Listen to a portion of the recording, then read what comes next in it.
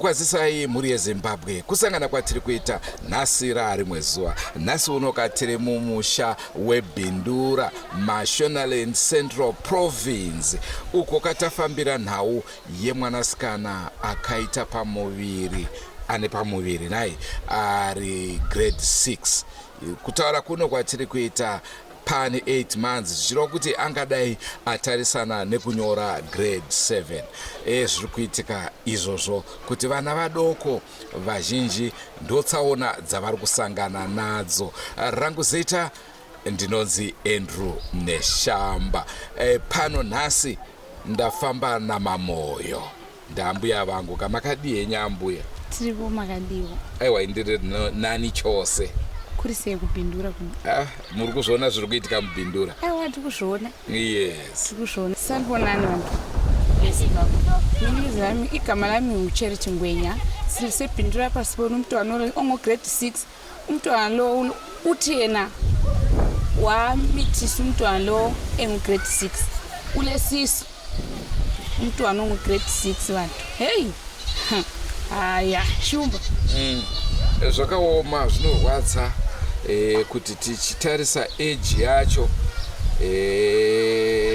ipapa pamapurisa ndinoona sekuti aifanira kunge akaita basa hayi indaba yakhona inzima indaba yakhona imanga kuhle apha kodwa siza hayi yena la uthi yena handiyena wathi wakhulumelana lo mfana vakataurirana asi tiri kuti kutaurirana kuripo asi imhosva kai uraya munhu motaurana kuti no panapa iwo waponda ako tiri kuda mari apa nyaya ngaipere zvinoita aiwa akuyenzi indaba yakhona imanga kuhle kodwa hey hayi kunzima vanhu abantwana besikole sebesenzele okunyanza ke shumba ndonda uya tinayo kamuri yeZimbabwe muzuva ranhasi saka naizvozvo takuda kuti tikurukureka nemwana tigokurukurazve nemubereki tinzwe kuti vari kuti kudini nenhau iyoyi asi semaziro amunoita kana tichitaura nevana vadiki tichange takamuvhara kumeso nekuti mutemo hautitendere kuti tinge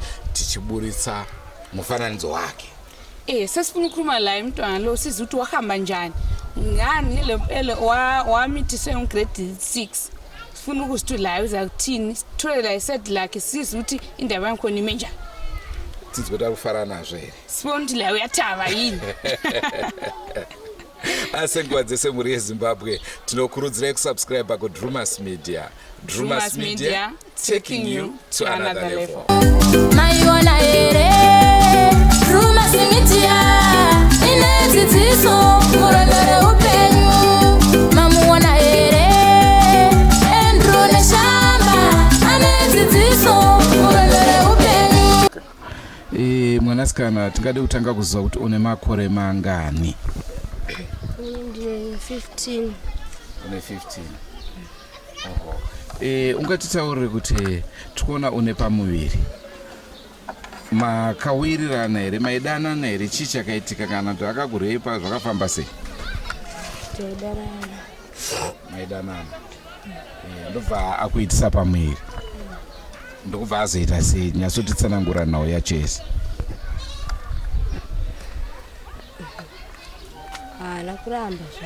Hana kuramba. Saka muri kuwirirana muri kunzwanana? Iwo ngo uchienda kuchikoro? Wango wakuita chii? Grade 7. Saka akakuroora here? Asati. Hanzi chii chanetsa? Akimbogadzirisa. Ane makore mangani? Ane 22 years. 22 years. iye anoitei muupenyu? Anoshanda kumiri. Anda zvegold.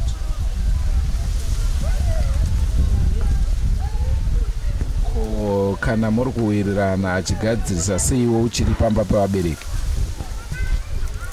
Andifanga pana bashanda bvisiro. Asi uri kuda kuenda? Ko zvechikoro usina basa nazvo here kana kuti uchazoenda kuchikoro?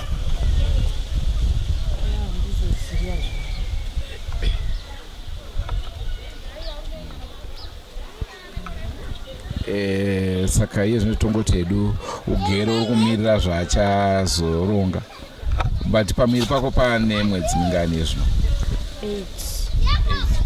Saka utopadhuza kubatsirwa kayo?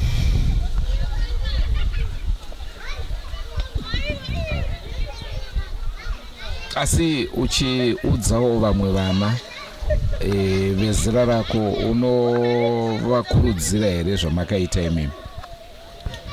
Aiwa. Sei usingavakurudziri? Usikanzwe ngokuthi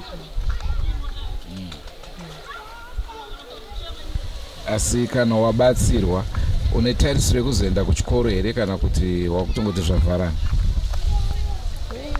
zvavharana. Saka uda kuzorarama sei iwowo?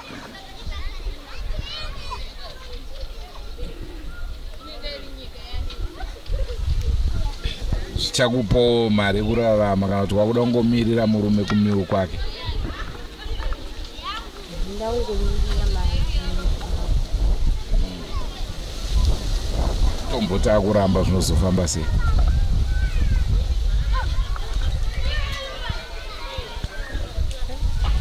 Haisi bhedheni yamakupa vabereki riyo.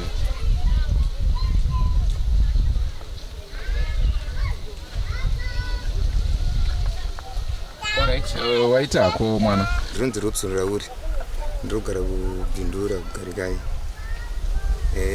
Ndambudziko remwana musikana wangu anonzi Trishi Rauri. Mwana vaita musikanzo zvisvika azobata pamwiri vana zvezvinazo. Saka ndo dambudziko randinaro remwana musikana wandinaye ndingasipa navo. Nhau iyi makaiendeswa kumapurisa here kana kuti makangoti ndizvokutaurirana? Mapurisa akaenda zvayo, akangobatsirwa nekuenda kuchipatara. Kuchipatara zvichinzi chii? Kuchipatara vakangonyora chinzi mazanofanira kuuya achinyoresa kuchipatara. Ko iye mukomana haana kusungwa sei? Mukomana haana kusungwa, handisizoti chii chakaitika kuti asungiwe, but nerimwe saidhi akasungwawo futi nezvaakamiruka akaita kacho futi. Musikana akatopinda kuti bichinda kutopinda dambudziko rongeti takutotengera musikana zvinhu zvese zvikaita sekasungiwa. Nekuti handi munoziva kuti imhosva zvakare kuti imimi sevabereki mukarodza mwana ari under age munenge manziwo maparo mhosva zvakare. Ichokwadi. Saka decision haisi yaifanira kubva kune vemutemo here than kuti imi mungoti mega ndozvatakuita? Yaifanira kune mutemo. Ichokwadi.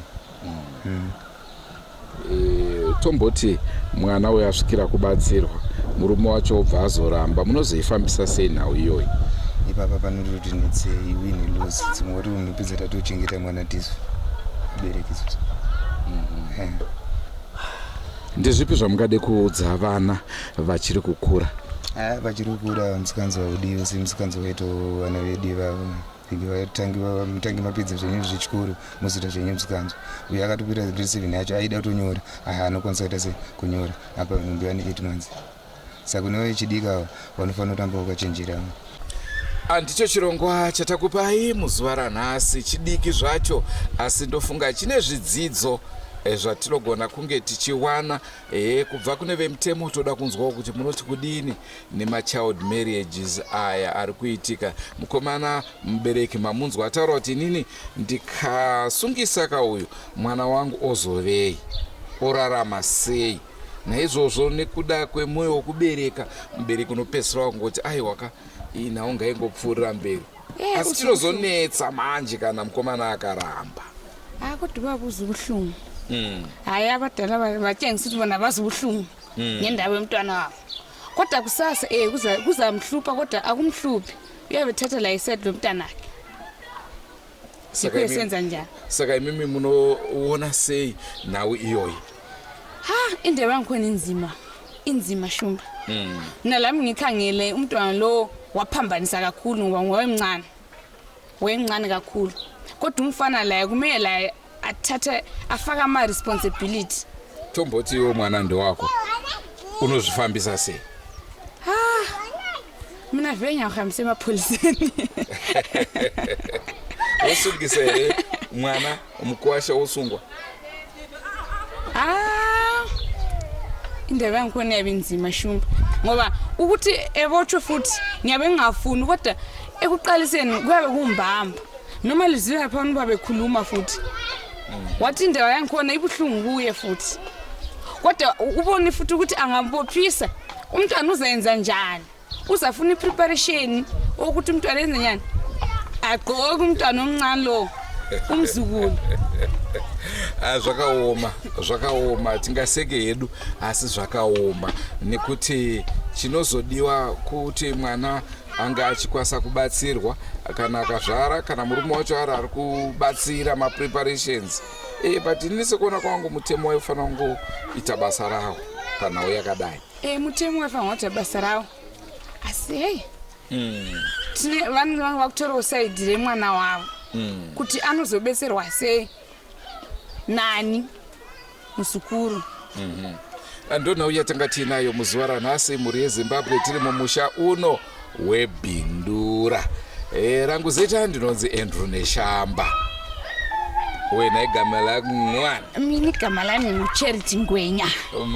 Mamoyo. Asi senguva dzese mhuri yeZimbabwe musakanganwe kusubscribe kuDrumas Media. Drumas Media taking you to another level.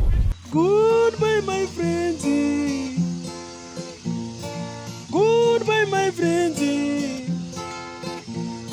Wakamboonana, tichazoonana nerimwe zuva hama dzangu.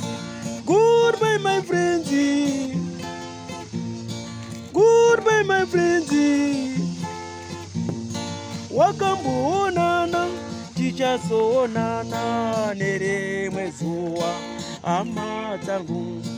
Ini ndokwenda kubasa kwangu. Iwe makiwe mkaranga.